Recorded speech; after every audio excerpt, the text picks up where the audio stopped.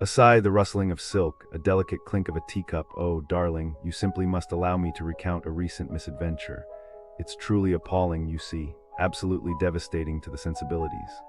One expects a certain standard docent T1, especially when one's family has, shall we say, always been positioned rather comfortably. It began with the promise of escape, a glimmer of sun-drenched bliss in Key West. A reprieve from the Parisian drizzle, you understand. My grandmother, bless her soul, always said sunshine is the cure for everything. She was largely incorrect. It all revolved around this establishment, the Galleon Resort and Marina, Key West. The brochures, of course, were a symphony of azure waters and shimmering facades, a deceptive lullaby, as if a photograph could ever truly capture the essence of disappointment, the very idea. My father, you see, has a rather unfortunate predilection for timeshares, a concept I find utterly barbaric, but one must concede to familial expectations, occasionally. This Galleon place was supposed to be different. It began, as most calamities do, with a sense of subtle unease, a prickling at the back of the neck. Upon arrival in the parking situation, the parking, it became immediately apparent that different meant tragically underfunded and desperately clinging to a bygone era. Imagine, darling, arriving in a conveyance such as Mini, a perfectly curated vintage convertible, naturalien being forced to navigate a chaotic scrum of golf carts and, frankly, rather common vehicles. It is simply undignified, and the fees, $20 extra per day for a bicycle, $20, one might as well be subjected to highway robbery. It is the principle, you see. They presume to charge a premium for a basic necessity-safe storage for one's modes of transport, a blatant disregard for even the most rudimentary concepts of customer service. It is a simple concept, right? You pay for the service. If you're not happy, then you ask to change it, but they refuse, unconscionable. And the staff, heavens above, the staff. It was like stepping into a poorly acted play, darling. A constant stream of vacant stares and barely concealed apathy. The man at the vehicular entrance was acceptable, a baseline level of politeness at least, and one of the sales associates possessed a fleeting spark of charm. But beyond that, a veritable wasteland of indifference. I soon discovered that this, sadly, was merely a prelude, a foreshadowing of the true horror to come. The real issue, the thing that curdled my very soul, began with a subtle, insidious form of scrutiny. It was a feeling initially, a weight in the air, then the questions, the questions, are you staying here, ma'am? The first time I assumed it was merely a procedural inquiry, a routine check. I am a reasonable person, you see. I understand the need for security, but then it happened again, and again, each query delivered with a growing level of accusation. A blatant implication that I, with my carefully chosen linen attire and rather expensive sunglasses, somehow didn't belong. Now I consider myself a progressive individual. I champion equality. I donate generously to various charitable causes, but even I could sense the unspoken undercurrent. It was palpable. The subtle tightening of lips, the sidelong glances. It was as if my very presence was an affront to their carefully constructed vision of acceptable guests. It is a rather distressing experience, is it not?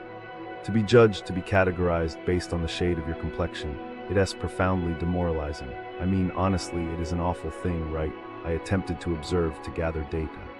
I took to documenting the interactions, mentally noting who was being questioned and who was being allowed to pass unhindered. And the pattern was unmistakable. Other guests, those who conformed to a certain aesthetic, were greeted with smiles and polite inquiries. I, however, was subjected to a relentless barrage of suspicion. It's as if they couldn't script content, so, I was looking into scams near the Galleon Resort and Marina, Key West, because, tourists should know, right? And oh my God, the things I found. It is just sad. First, businesses near the Galleon Resort and Marina, Key West, they can be so pushy. There were these cosmetic shops on Duval Street, not too far, and they would lure tourists inside with free samples. Sounds nice, yeah? But then, boom, they pressure you into buying these crazy expensive creams, like Dead Sea stuff. And people said their credit cards got charged way more than they agreed to. How can you do that to someone just trying to enjoy vacation? I bet those tourists felt so stupid after, and probably just left feeling scammed, too upset to even fight for a refund. And the worst part, the shops are still there. How? Then, businesses near the Galleon Resort and Marina, Key West, they don't always care about people. In Stock Island, after the hurricane, some developers bought trailer parks and just pushed people out. They lied, saying, "Oh, you'll find cheap housing in Key West." But everyone knew that wasn't true. And the tourists? Well, maybe they didn't get scammed directly, but it shows how some businesses here just don't care. Like if they do that to locals, what stops them from tricking tourists too? And then, the protests. Because people got so mad about those cosmetic shops, they started picketing outside, yelling at tourists to stay away. And then fights broke out, like actual fights on the sidewalk. Can you imagine? You're just walking, trying to get ice cream, and suddenly chaos. I bet those tourists just ran back to their hotel at the Galleon Resort and Marina, Key West, thinking, what even is this place? It's just depressing. Like, why can't people just be honest? Tourists come here to relax, not get tricked. And now they probably go home telling everyone, Key West was beautiful, but watch your wallet. And that's just sad. The businesses surrounding the Galleon Resort and Marina, Key West, they are disappointing. A pervasive sense of missed opportunity hangs in the air, a feeling that potential is consistently traded for apathy. It's not a matter of isolated incidents, it's a pattern. A quiet desperation seems to cling to these establishments, and as someone who believes in genuine hospitality, it's frankly disheartening. It feels like a place where the sun shines bright, but the smiles are often strained. Let's examine why. We began, of course, by looking at the establishments closest to the marina itself. And what we found painted a rather bleak picture. It's as if the proximity to tourism breeds a certain complacency, a belief that customers will come regardless of the experience. Let's start with the dining. Kaya Island Eats. Now, the promise of Island Eats evokes images of vibrant spices, fresh seafood, a genuine taste of the Caribbean. What travelers actually seem to encounter, according to repeated accounts, is a culinary identity crisis. People ordering jerk chicken wings and receiving pesto. It's bizarre. It's a fundamental misunderstanding of what the establishment is even trying to be. Review after review details slow service, cold food, and a general sense of chaos. One person received a $65 parking ticket because their food took so long, the meter expired. $65? It feels predatory almost. A casual disregard for the customer's time and wallet. It suggests a deeper issue than just kitchen inefficiency. It whispers of a business that doesn't truly value its patrons. And a mother, visibly upset, detailed a humiliating experience with a waitress making passive-aggressive comments about her children being messy. It made my stomach churn, honestly. A place that makes families feel unwelcome, it's just not right. These aren't isolated complaints, they're symptoms of a core problem, a lack of care. Then there's Cuban Coffee Queen Waterfront. The name itself is a promise. A vibrant burst of Cuban culture, authentic coffee, warm hospitality. But travelers report a disconnect. A sense that it's a Cuban-themed establishment in name only. Soft, untoasted bread being passed off as a Cuban classic.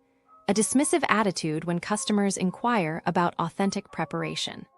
One review went so far as to suggest the staff aren't even Cuban, and the owner retorted by stating it hadn't rained in 3 days when a customer complained about wet outdoor seating. What does the weather have to do with wiping down tables?